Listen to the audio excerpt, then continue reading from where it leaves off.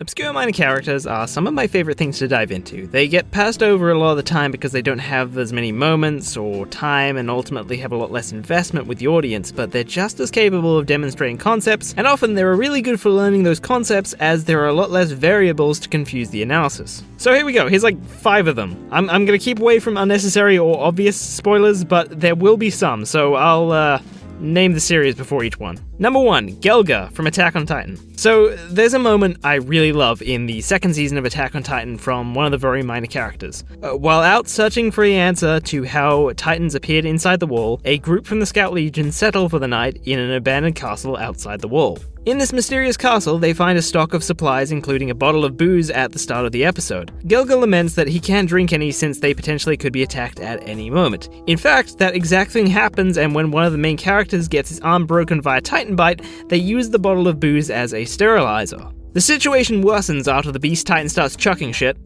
Wait, he chucks shit and people call him the Big Ape. Anyway, Gelga and his colleagues are worn down and eventually killed, but just before that happens, Gelga finds himself thrown back into the tower, blood pouring from his head, but in front of him, there's that bottle that he wanted. This motherfucker dies shouting at the top of his lungs, who the hell drank the rest of this bottle, as he gets dragged from the tower, smashing his head on the bricks on the way out. It's so sad and yet has almost a funny and cruel irony to it, which is so reflective of Attack on Titan, especially if you've seen the manga goofs or the shit machine. Don't ask. His life amounted to nothing. He died knowing nothing, and all he wanted was one drink before he died, and by stupid coincidence, he couldn't even have that. The world of Attack on Titan is cruel, brutal, and horrifying, but unlike a lot of hard-boiled serious shows, it's strangely not without its own sense of humor. Also, shout out to Nanabar, who breaks down completely when she gets grabbed by the Titan and starts screaming incoherent nonsense about how she's sorry to her father and pleads she won't do it again as she's getting eaten alive. How did the writer think of these fucking dialogues? Like, fuck, this show is creepy. It's bad enough that Isayama actually managed to give Red Shirt some decent characterization. Jesus. Anyway, moving on.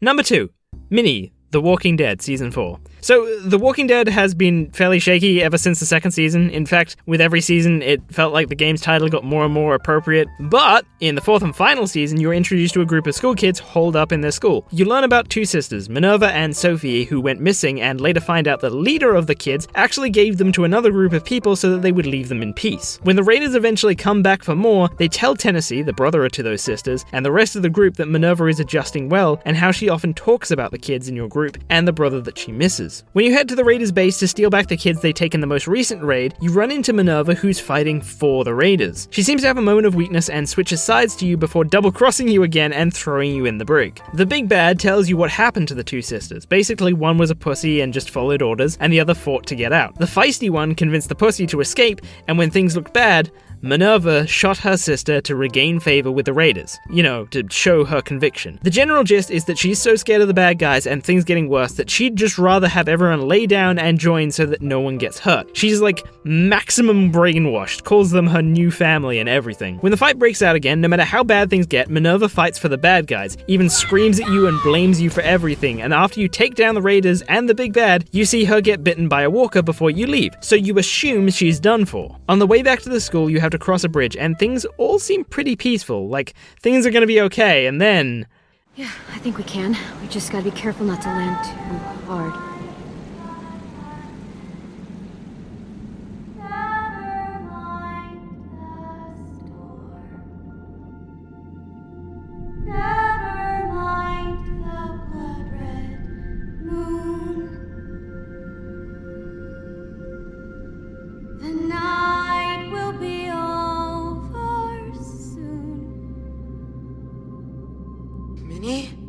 This is probably the most badass anime-ass scene in all of The Walking Dead, and I fucking love it. A torn and bitten Minerva, axe over her shoulder and resigned to her fate, is drawing all the walkers behind her by singing, and it's so hauntingly beautiful and creepy. It's also fucking terrifying. This half-dead Minerva has completely lost it. All her worst fears have come to pass, but what's so cool about her is that even though she's snapped, it's caused her to form a delusional, but at the same time rational plan. She wants to take her brother with her, to kill him so that they can meet in the afterlife with their parents and sister, where they never have to suffer again. And in some runs of the game, she even convinces her brother to embrace death by walkers too. Her character was certainly one of the best, which is quite an accomplishment for a surprise twist villain at the very end. She wasn't even like the big bad like Lily. She wasn't even on screen for the first half of the season. She's just a scared, sad girl who made the wrong choices and is now forced to rationalize her inevitable and meaningless death. But she made one hell of a climactic send-off for The Walking Dead. The night will be over soon. Number 3, Wan Shi-tong and Professor Zay from Avatar Book 2. These two stand out to me because they're two characters with surprising depth to them. In a single episode, both of them demonstrated really interesting convictions and opinions, and both end up making really powerful and interesting choices by the end of the episode, which makes them both feel deep. The episode centers around the Avatar and friends as they look for information on the Fire Nation, basically the bad guys in the story. Through a knowledge-crazy professor, they find out about a spirit library hidden somewhere in the desert. Together they track it down and meet the owner, a spirit owl named Wan Shi-tong. I guess you could say it's very spiritual. And right off the bat, he's like, fuck you, humans aren't allowed, and humans have always come here because they want to get the edge on other humans, and assumes the Avatar and gang are the same. And mind you, he's right, with the only exception being Professor Zay, who's only genuinely here because it fascinates him. After some back and forth, the Avatar convinces Wan Shi-tong in a kind of not at all way, and when he spies and sees them get the information to help them destroy the Fire Nation, he loses his shit and just decides to bury his whole fucking library so it's never abused again. But there's a line in here I absolutely love. When the heroes try to justify their need for the information to win the war, he says, "You think you're the first person to believe their war was justified?" Because of course, everyone thinks they're on the right side of their own war. How's he supposed to know? And when the Avatar says he's just desperate to protect the people he loves, Wan Shi-tong responds, "And now I'm going to protect what I love." This is the kind of shit I love, man, and it's such an important step in moving away from good versus evil type stories and the simplistic characters it creates. What I want is characters with individual interests making choices based on those interests. Because the truth is, everyone wants to do what's right. What makes a good character is what they believe to be right. It's just like Wan Shi-tong says, "Do you really think you're the first person to believe their war was justified?" It's almost like a statement to writers who make these kinds of setups. And then of course there's Zay, who after all of this shit goes down and they have a chance to escape, he's just there, lost in a pile of books. He says, "I could spend an eternity here." Because even though he might be trapped in here forever and may even die earlier to the owl they all just pissed off, he cares so much about knowledge for knowledge's sake that he makes this insanely brave choice. And it's totally unbecoming of the nerdy bookworm that you were introduced to this episode. Alright, next, number 4. Okay, if you'd like to describe your Cobalt.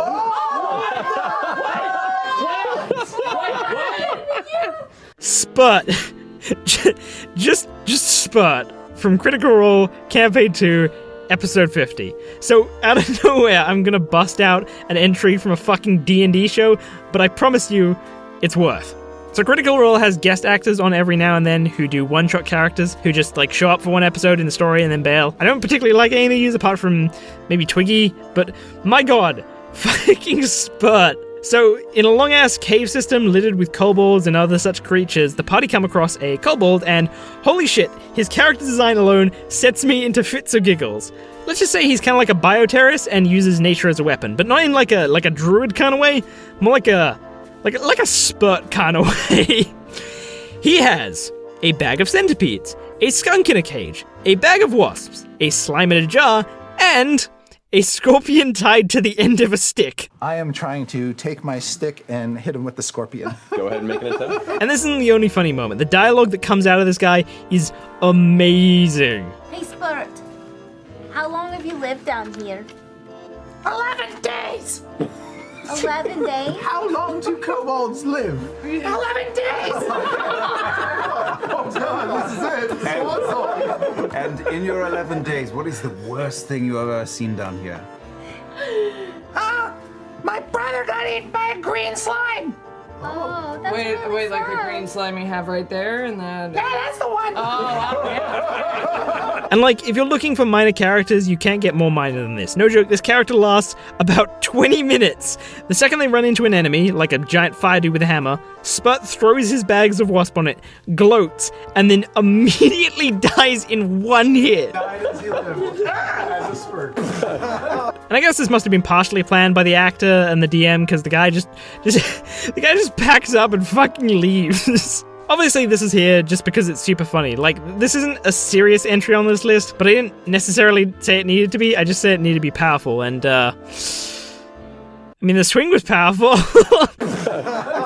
And finally, number 5, Komugi bets her life, Hunter x Hunter. One thing I'd like to demonstrate here is that even in battle anime, raw fighting ability isn't the only way to drive investment. In fact, they don't even need to be aesthetically pleasing or generally competent. Wisdom, specialized capability, and influence on the plot are all factors that can drive investment. For Komugi from Hunter x Hunter, her single appealing quality is that she's her nation's greatest Gungi player, which is like a fictional, chessy, Paisho looking ass game from Hunter x Hunter. That's it, that's her only ability. She's introduced to the story when the Ant King takes over a whole country and uses it as a base of operations to like eat people and conquer the world, something evil, not really important. As a means of testing his ability and passing time while he waits for one of his plans to come to fruition, he goes about challenging the country's greatest board game players. He dispatches all of them with ease. That wording makes it sound like he gathered all the greatest board game players and just beat them to death in a fist fight. Hold on, go back. He defeats them all with ease, but suddenly meets his match with Komugi, a naive, stupid blind girl who turns out to be something of a prodigy. Provided she's told where the pieces are. Yet she literally just memorizes everything, which is a great example of using disadvantages to push character strengths to an audience. But as the arc progresses, this flat evil antagonist, whose arrogance originates from his overwhelming power over literally every other character in the show, develops a connection with Komugi.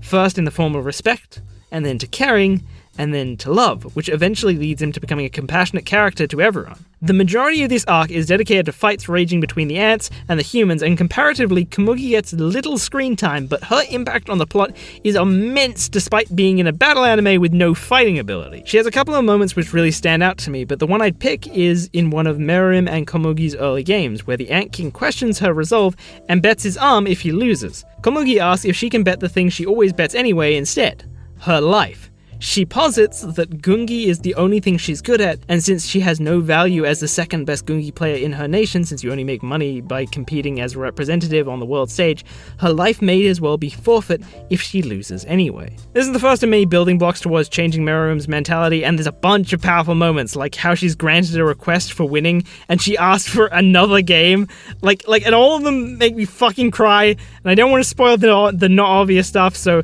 go watch Hunter x Hunter. It's only like 4.5 arcs and like 120 episodes before you get to this part, but whatever. But there you go. 5 obscure minor characters with powerful moments. Oh, by the way, I just want to point out that reading wikis for anime and trying to find out the amazing out-of-context quotes has become one of my favorite pastimes. Meruem asks her about her decision, and Komugi explains her family background and how her only skill is Gungi. In response, Meruem rips off his arm! No!